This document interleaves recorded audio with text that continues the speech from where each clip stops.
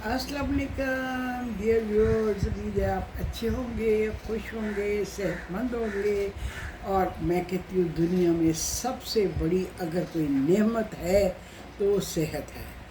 कोई दौलत दुनिया की इसका मुकाबला नहीं कर सकती। अगर आपके पास सेहत है तो आप ज़िंदगी का हर लम्हा एंजॉय कर सकते हैं। आप सूखी रोटी खा के भी खुश रह सकते हैं, लेकिन अगर सेहत नहीं है तो चाहे दुनिया जहान के हसीन तरीन बर्गर खाने जो है ना, वो भी आपके लिए वो लुत्फ़ नहीं दे सकते जो कि एक सेहतमंद इंसान। इसलिए आप लोग जो अभी यंग हैं, अभी से अपनी सेहत का ख्याल रखें, अपनी खुशियों का ख्याल रखें और अपने इर्द गिर्द का ख्याल रखें। ठीक है, ठहरे मैं माइक लगा लूँ, उसके बाद मैं देखती हूँ कि आवाज़ कितनी बेहतर होती है।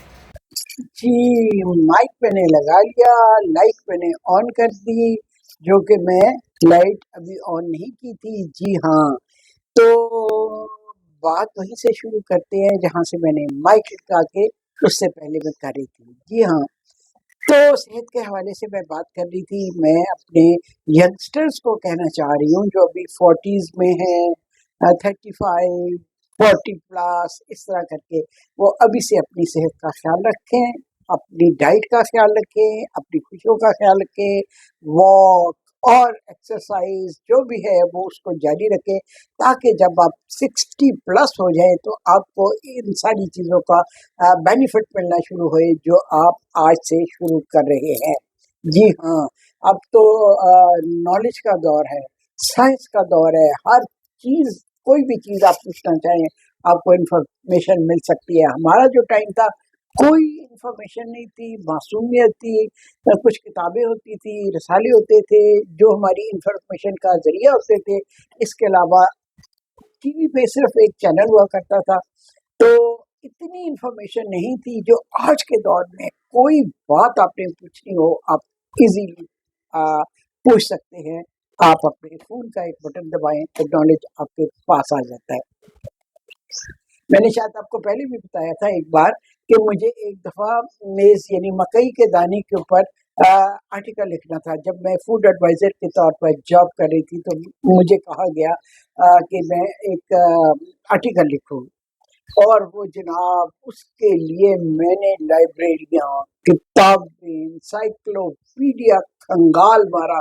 कहीं से 2 लाइनें मिली, कहीं से 4 लाइनें मिली इन्फॉर्मेशन की, और फिर जाके मैंने कितनी मेहनत के बाद एक आर्टिकल तैयार किया मेज़ के ऊपर, यानी मकई के दाने के ऊपर, क्योंकि वो कंपनी जो थी ना, वो मकई से ऑयल बनाती थी, कॉर्न ऑयल। तो उसके लिए हमें पूरी इन्फॉर्मेशन चाहिए थी। तो ये भी एक दौर था जो हमने देखा। अब आपके पास तो इल्म का दरिया बह रहा है, आप उससे जितना भी इल्म हासिल करना चाहें हासिल कर सकते हैं। ठीक, मुझे अभी तक शौक है, मुझे अभी तक लगन है, मुझे अभी तक होता है ये क्रेविंग कि मैं जो चीज़ सीखना चाह रही हूँ मैं उसके बारे में पूरा जानकारी हासिल करूँ। आपको पता है यूट्यूब शुरू करने से पहले 3 महीने का मैंने कोर्स किया था जिसमें यूट्यूब के सारे मैनर्स, प्रिंसिपल्स, असूल और कवानीन बताए गए थे। ठीक है? तो ये चीज़ है कि आपके अंदर कम से कम जज़्बा होना चाहिए। अब मैं बात करूँगी 60 प्लस के लोगों के लिए। जी हाँ, कुछ लोग, मैं औरतें देखती हूँ, लोग से मेरा मुराद है लेडीज़, जो हर वक़्त अपने आप को थका, मुर्दा, नेगेटिव फ़ील करती हैं। हालाँकि उनकी ज़िंदगी में बज़ाहिर वो सब कुछ मयस्सर होता है, जो कि एक इंसान की कंफर्टेबल लाइफ़ के लिए बड़ा ज़रूरी होता है। लेकिन नहीं, उसके लिए मैं उनसे ये रिक्वेस्ट करूँगी कि वो चंद छोटे-छोटे असूल अपनाएँ जिनको मैं फ़ॉलो करती हूँ। और माशाअल्लाह माशाअल्लाह अगर मैं आपको अपनी एज बताऊँ तो आप कहेंगे कि अच्छा, वाक़ई, रियली? तो जनाब जी पहले ये करें कि जब आपकी आँख खुलती है सुबह, जैसे कि मैं करती हूँ, आँख खुलती है सुबह, तो आप पानी का 1 गिलास पिएँ। पानी का 1 गिलास पीने से आपकी पूरी रात की जो डिहाइड्रेशन होती है बॉडी में, उसको बूस्ट मिलता है, आपके ब्रेन को ऑक्सीजन जाती है। उससे पहले आप साँस लें, लंबे-लंबे साँस लें आप नाक के ज़रिए, और फिर हेल और इनहेल करें थोड़ा-सा। उसके बाद थोड़ी-सी स्ट्रेचिंग कर लें। हाँ, میرے لیے اگر آپ پوچھیں نا کہ پورے دن میں بیسٹ ٹائم کون سا ہے جو میں فلی انجوائے کرتی ہوں، وہ ٹائم ہے صبح کا بیڈ ٹی کا. جب ہم بیڈ ٹی پی رہے ہوتے ہیں ریلیکس اور مطلب بات چیت کر رہے ہوتے ہیں اور ساتھ ہم چائے کو انجوائے کر رہے ہوتے ہیں، چائے آ جاتی ہے ہماری صبح، تو وہ بیسٹ ٹائم ہوتا ہے ہمارے لیے. یا پھر شام کا ٹائم جب باہر لان میں بیٹھ کے ہم چائے پیتے ہیں، یہ دو ٹائم بہترین ٹائم ہوتے ہیں دن کے.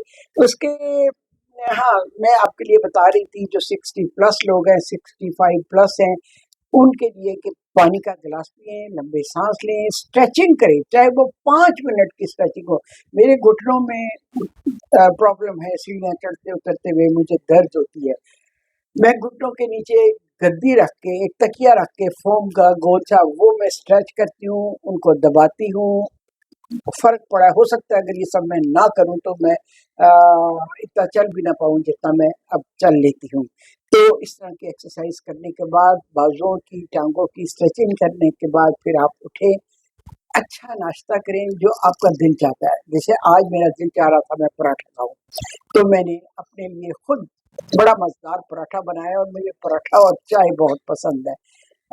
انڈا اس کے ساتھ بنایا میں نے ضرور، لیکن مجھے چائے اور پراٹھا بہت اچھا لگتا ہے. اور کبھی مہینے 2 مہینے بعد میرا بہت مجھے کریونگ ہوتی ہے کہ میں پراٹھا کھاؤں.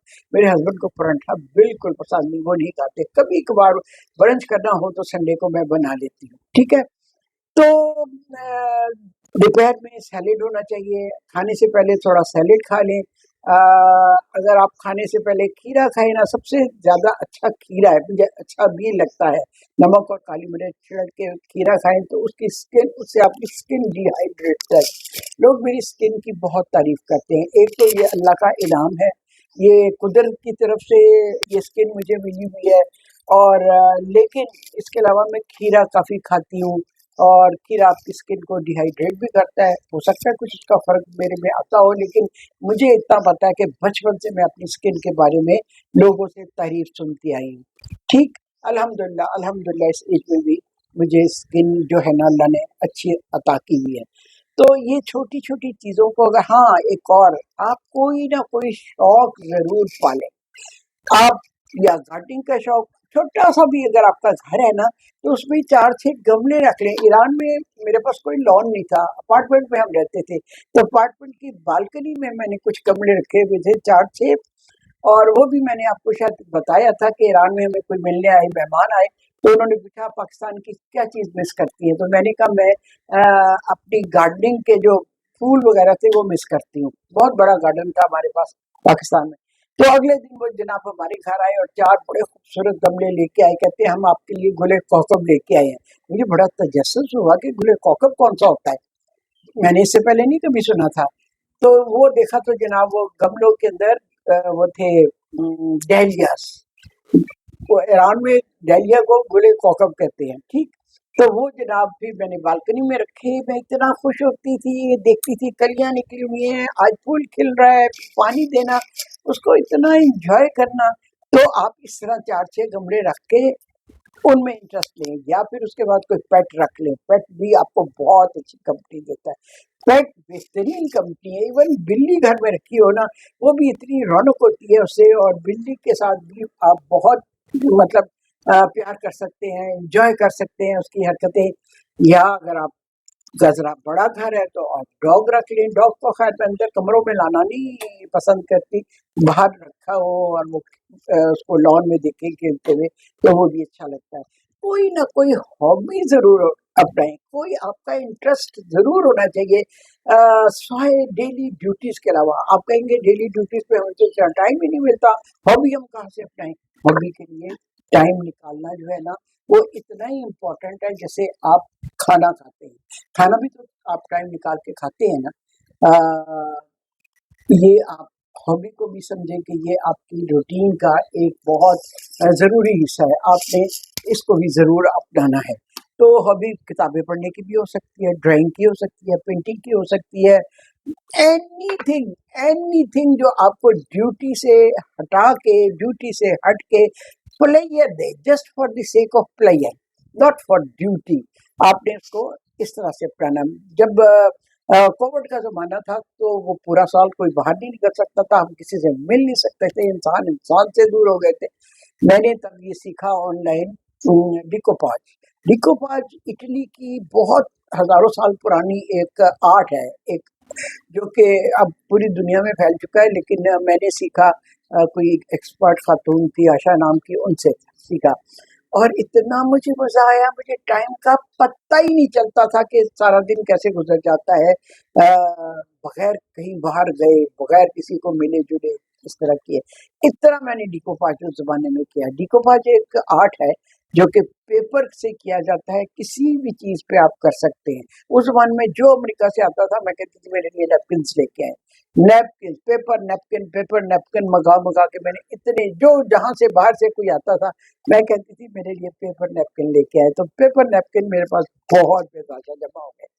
तो इस तरह से हॉबीज़ को जब आप अपनाएँगे ना, तो एक तो आप बोर्डम को किल करेंगे, नंबर 2 मसरूफ़ हो जाएँगे, नंबर 3 आपको प्लेज़र मिलेगी, नंबर 4 आप के अंदर पॉजिटिविटी आएगी, नेगेटिव ख्यालात आप पर गालिब नहीं आने पाएँगे, आप पॉजिटिव रहेंगे, ठीक?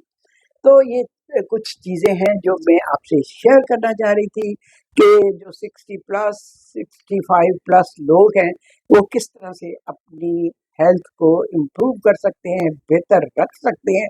अगर वो उनकी हेल्थ अच्छी है तो उसको किस तरह आप कीप अप कर सकते हैं और उसको ज़्यादा देर तक आप एंजॉय कर सकते हैं। तो जनाब जी, आपको आज की छोटी सी गुफ्तगू कैसी लगी? आजकल हालात कैसे हो रहे हैं? हर बंदा नेगेटिव है, हर दूसरा बंदा आपको नेगेटिव बातें सुनाएगा, लेकिन आपने उन बातों में से पॉजिटिव निकालना आपका अपना काम है। अब आपसे और इस सिलसिले में मैं क्या कहूँ, आपके लिए अच्छी विशेष दुआएं और प्यार और बहुत सा प्यार, जितना प्यार आप मुझे देते हैं उससे डबल प्यार आपके लिए, क्योंकि आपसे बातचीत करके ये मेरा बहुत अच्छा टाइम गुजरता है, मुझे बहुत प्लेयर मिलती है, मुझे बहुत अच्छा लगता है कि मैं अपने ख्यालात आपके साथ शेयर करती हूँ और आप उसको अप्रिशिएट करते हैं।